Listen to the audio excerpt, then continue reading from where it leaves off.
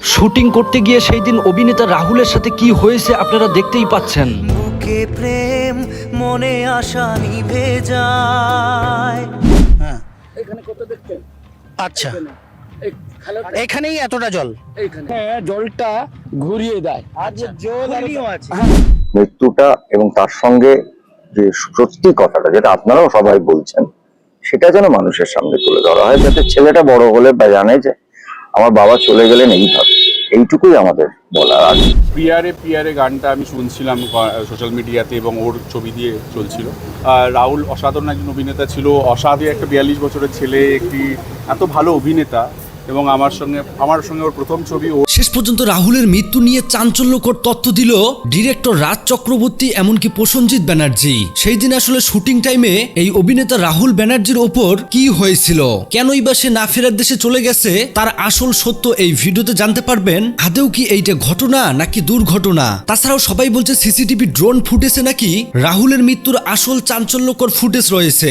সেগুলোতেই রয়েছে আসল প্রমাণ যে কিভাবে না ফেরার দেশে গেছে এই অভিনেতা রাহুল। তো চলুন দর্শক, বাড়তি কথা না বলে সরাসরি ভিডিও স্ক্রিনে চলে যাই। আসলে আমার আলাদা করে কিছু বলার নেই। আমাদের সম্পাদক বলেছেন, আমাদের অনেকের আমি একটাই কথা বলছি, রাহুলের চলে যাওয়াটা তো খুব স্বাভাবিক নয় এবং এমনভাবে একটা দুর্ঘটনা ঘটেছে। আমাদের প্রথম সময় লেগেছে, নানান রকম প্রশ্ন করেছেন অনেকে এবং আজকে দাঁড়িয়ে যেটা আমরা বললাম সেটা একটা করতে, সেটাকে পুরোটা প্ল্যান করতে, সেটাকে জায়গায় আনতে আইন একটা এমনই জিনিস, তার নানান দিকে অনেকগুলো বাধা আছে, সেরকম মানুষদের সঙ্গে বসা। এবং আমরা এটাই করেছিলাম যেটা আর্টিস্ট ফোরাম সবসময় করে থাকেন, যে একটি চিঠি, সেটা অবশ্যই আমরা পাঠিয়েছিলাম 1 এপ্রিল এবং আমরা আশা করেছিলাম যে একটা মোটামুটি উত্তর পাবো, যেটা একটি স্যাটিসফ্যাক্টরি উত্তরটা পাইনি। যে কারণে যেটা শান্তি বললেন একটু আগে, কালকে আমরা একটা এফআইআর ফাইল করবো এবং সেটার টাইমটা এক্স্যাক্টলি আমরা বলতে পারছি না, হয়তো দুপুরবেলার দিকে, সেটা আফটার 2, কারণ 2টোর পরে আমরা করছি। এবং হ্যাঁ, এইটুকুই বলার, কারণ আমি বারবার একটাই কথা বলি যে চলে গেছেন তাকে ফেরানো যাবে না। আমরা প্রচুর সময় নিয়েছি, এটা নিয়ে অনেকের প্রশ্ন আছে, কিন্তু কিছু কিছু জিনিস থাকে যে বিশেষ করে যেখানে আইন জড়িয়ে যায়। আর একটা এটাও বুঝতে হবে যে আমরাও তো আঘাত পেয়েছি, আমাদের সেই আঘাত, আমাদের সেই কষ্টটাও কাটাতে 2 থেকে 3 দিন লেগেছে বুঝতে যে রাহুল আমাদের মধ্যে নেই। আর তার মধ্যেই এত কথাবার্তা, যাই হোক, কিন্তু আমরা চেষ্টা করব যে আসল ঘটনাটা জানতে।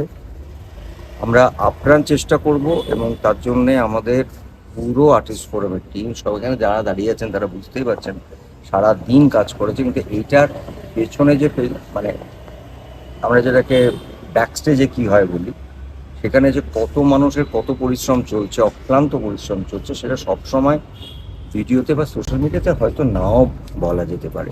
আমার একটাই অনুরোধ, যারা যারা রাহুলকে ভালোবাসেন তারা একটা জিনিস চান, যে ওর মৃত্যুটা এবং তার সঙ্গে যে সত্যি কথাটা যেটা আপনারাও সবাই বলছেন সেটা যেন মানুষের সামনে তুলে ধরা হয়, যাতে ছেলেটা বড় হলে বা জানে যে আমার বাবা চলে গেলেন এইভাবে। এইটুকুই আমাদের, কিচ্ছু না। দাদা, শিল্পীদের নিরাপত্তা নিয়ে একটা প্রশ্ন আসছে, সুরক্ষা নিয়ে একটা প্রশ্ন আসছে। আর আমি বলেছি আজকে এইটুকু। সরি, অনেকটা রাত্রিরে আমরা ডেকে পাঠিয়েছি, কিন্তু কিছু করার ছিল না। দাদা, বলে আমরা মোটামুটি 2টোর পরেই। পিয়ারে গানটা আমি শুনছিলাম সোশ্যাল মিডিয়াতে এবং ওর ছবি দিয়ে চলছিল। অবভিয়াসলি আমার ওই দিনটার কথা মনে পড়ছিল, বিশেষ করে লাস্ট সিনটা যেটা ছিল চিরদিনের, সেই সিনটার কথা মনে পড়ছিল। রাহুল অসাধারণ একজন অভিনেতা ছিল, অসাধারণ পাঠ করেছিল। চিরদিনতে ওকে কাস্ট করাই হয়েছিল যাতে বয় নেক্সট ডোর একটা ফিল থাকে, রনেসটা ওর মধ্যে থাকে আর কি, ওর জন্যই কাস্ট করা হয়েছিল। সেটা দর্শকের খুব ভালো লেগেছিল। অবভিয়াসলি কি বলবো, আর অবভিয়াসলি বললাম তো, থেকে আমরা কেউই বেরোতে পারছি না আর কি। যত চেষ্টা করছি যে ওই ধরনের ছবি বা পোস্ট আসলে সেগুলোকে ইগনোর করার চেষ্টা করছি, না হলে মন খারাপ হয়ে যাচ্ছে।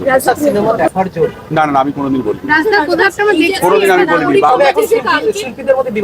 না না না, আমি কোনোদিন বলিনি।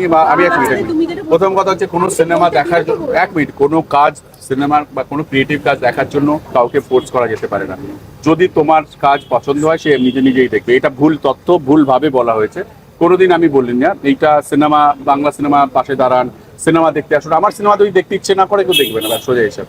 এখানে কেউ, আমি যদি রিকোয়েস্ট করি, আমি বলতে পারি যে আমার সিনেমাটা ভালো হয়েছে, ট্রেলার দেখুন, প্রোমো দেখুন, প্রমোশন দেখুন। যদি কারোর দেখতে ইচ্ছে করে পয়সা দিয়ে দেখবে তো, অতএব কাউকে ফোর্সফুলি আমার বন্ধুকে আনতে পারি, আমার বাড়ির লোককে আনতে পারি, কিন্তু দর্শককে নয়। এটা পুরো মানে মিথ একটা, এটা ভুল ডিসিশন আর কি হতে পারে। শিল্পী আর সিনেমার পাশে কাউকে দাঁড়াতে হবে না, শিল্পী আর সিনেমা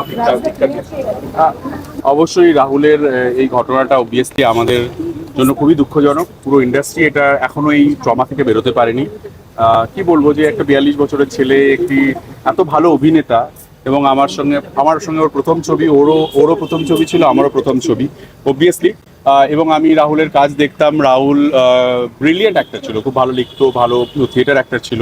সো অবভিয়াসলি এটা মেনে নেওয়া যাচ্ছে না, অবভিয়াসলি মেনে নিতে পারিনি, আমরা কেউই মেনে নিতে পারছি না আর কি। পুরো ইন্ডাস্ট্রি এটার জন্য আমার মনে হয় যে সবাই খুবই ডিসঅ্যাপয়েন্টেড।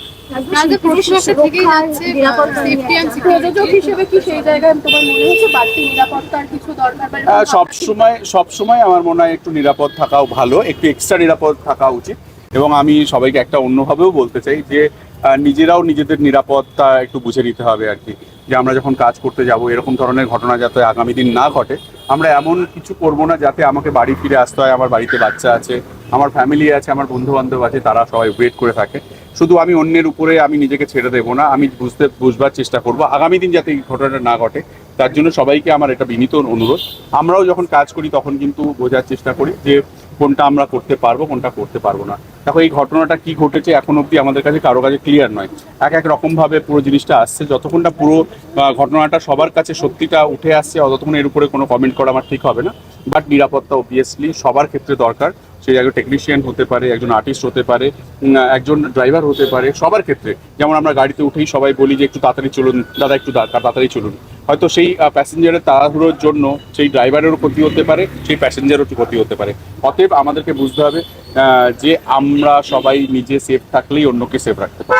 রাজা, চিরদিনই তুমি যে আমার মানে একটা ছবিকে এত বছর মানুষ ভালোবেসেছেন, এটা পরিচালক হিসেবে অবশ্যই গর্বের, কিন্তু এই সময়ে রাহুলদার ছবি দিয়ে এই গানটা বাজে, এটা কতটা পেইনফুল আছে? অবভিয়াসলি পিয়ারে গানটা আমি শুনছিলাম সোশ্যাল মিডিয়াতে, এবং ওর ছবি দিয়ে চলছিল। অবভিয়াসলি আমার ওই দিনটার কথা মনে পড়ছিল, বিশেষ করে লাস্ট সিনটা যেটা ছিল চিরদিনের, সেই সিনটার কথা মনে পড়ছিল। রাহুল অসাধারণ একজন অভিনেতা ছিল, অসাধারণ পাঠ করেছিল। চিরদিনতে ওকে কাস্ট করাই হয়েছিল যাতে বয় নেক্সট ডোর একটা ফিল থাকে, রনেসটা ওর মধ্যে থাকে আর কি। ওর জন্যই কাস্ট করা হয়েছিল, সেটা দর্শকের খুব ভালো লেগেছিল অবভিয়াসলি। কি বলবো আর, অবভিয়াসলি বললাম তো, ওইটা থেকে আমরা কেউই বেরোতে পারছি না আর কি। যত চেষ্টা করছি যে ওই ধরনের ছবি বা পোস্ট আসলে সেগুলোকে ইগনোর করার চেষ্টা করছি, না হলে মন খারাপ হয়ে যাচ্ছে। রাজা, তুমি একটা কথা বললে যে নিজেদেরকেও নিরাপদ থাকতে হবে। নিজেদেরকে নিরাপদ থাকতে হবে সত্যি সত্যি। কারণ আমরা ফ্লাইটে উঠলে একটা কথা সবসময় বলে যে যখন কোনো একটা ফ্লাইট দুর্ঘটনার মধ্যে পড়ে, তখন যাতে যে অক্সিজেন মাস্কটা আছে সেই মাস্কটা আগে নিজে পরি।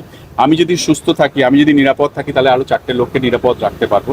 তো সবার ক্ষেত্রে আমি বলবো যে নিজের জীবন অন্য কারোর হাতে ছেড়ে দিও না।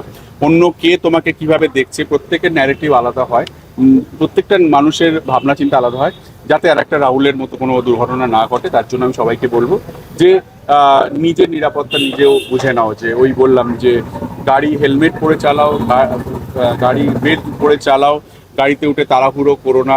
কোনো শট দিতে গেলে বুঝে নাও যে এই শটটা তুমি দিতে পারবে কি না, বা কোনো কিছুর ক্ষেত্রে, কোনো জীবনের যে কোনো জায়গায়, সেটা শুধু শুটিং নয়, যে কোনো জায়গায় তোমাদের ক্ষেত্রেও আমি বলবো যে ধরো একজন কেউ কোনো একটা রিপোর্ট আনতে যাবে বলে খুব তাড়াহুড়ো করে ছুটে যাচ্ছ, হয়তো রিপোর্টটা খুব দরকার, কিন্তু তোমার জীবনটা থাকলে তুমি জেনে রাখবে যে আরো 10টা রিপোর্ট তৈরি করতে পারবে। সো নিজেকে সেফ রাখো।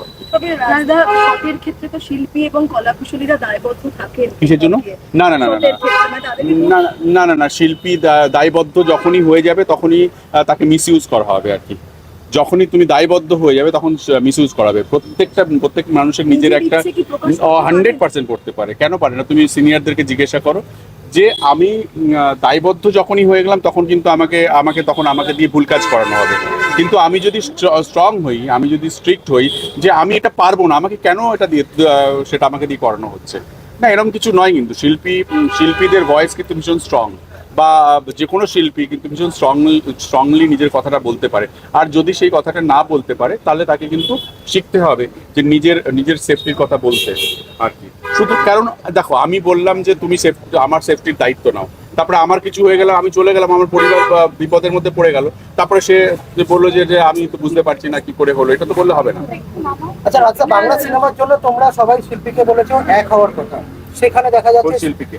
সমস্ত শিল্পী, সমস্ত আর্টিস্ট বাংলা সিনেমার মানে কি? বাংলা সিনেমা দেখার জন্য। না না না, আমি কোনোদিন বলিনি, রাজদা কোথাও একটা আমরা দেখছি কোনোদিন আমি বলিনি। তবে এখন শিল্পীদের মধ্যে বিভাজন দেখা যায়। না না না না, আমি কোনোদিন বলিনি। বা আমি এক মিনিট, প্রথম কথা হচ্ছে কোনো সিনেমা দেখার জন্য, এক মিনিট, কোনো কাজ সিনেমার বা কোনো ক্রিয়েটিভ কাজ দেখার জন্য কাউকে ফোর্স করা যেতে পারে না। যদি তোমার কাজ পছন্দ হয় সে নিজে নিজেই দেখবে, এটা ভুল তথ্য, ভুল। না, আমরাও আছি, আমরাও ঝাঁপিয়ে পড়ছি।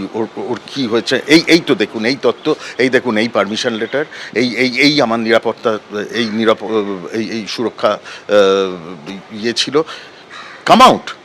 কিছু তো ছিল না, দেখাবার জানাবার কিছুই জায়গা নেই, তো তাহলে দায়টা তো নিতে হবে, এবং সেই দায়টা জন্যই কালকের মিছিল। শুরুতেই অতগুলো পরস্পর বিরোধী যে স্টেটমেন্ট এসেছিল, সেটা তো একটা সন্দেহ তৈরি করে। পাশাপাশি যেটা চলছিল সেটা হচ্ছে রাহুলের ওপরেই যেন সমস্ত দায় চাপিয়ে দেওয়ার একটা প্রবণতা, তো সেইটা অত্যন্ত নিন্দাজনক। এবং এটা মানে তাকে তো সম্মান দিতে হবে, অথচ এরকম কথাও চালু করে দেওয়ার চেষ্টা হয়েছিল যে শুটিং শেষ হয়ে গেছে, যে সেগুলো তো আমরা এখন জানি যে সেগুলো নয়, শুটিং চলছিল। সব ব্যাপারেই তদন্ত আমরা চাই, তার তো একটা স্বাভাবিক প্রবৃত্তি। আমার একটা আবেদন থাকবে যে যারা আমাদের ইন্ডাস্ট্রির ওখানে উপস্থিত ছিলেন, অভিনেতারা ছিলেন, টেকনিশিয়ানরা ছিলেন, তারা সবাই যেন সত্যি বলেন যখন তদন্ত হবে।